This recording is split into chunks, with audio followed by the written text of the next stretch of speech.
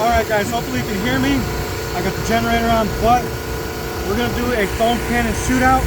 So we're going to go between a $20 Amazon and then this one, the MJJC foam cannon S version 3, and see which one does the best. And then I'm going to highlight why this one is probably going to be the clear winner. First up, the $20 Amazon. Now let's show what the MJJC can do.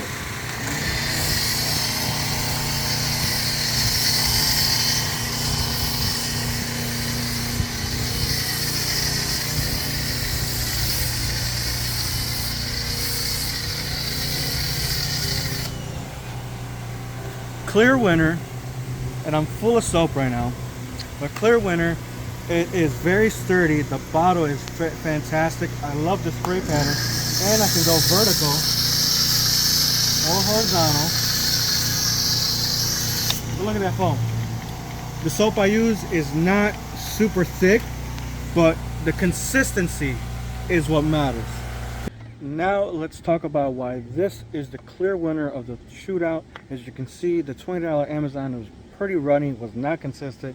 This very consistent, not runny at all.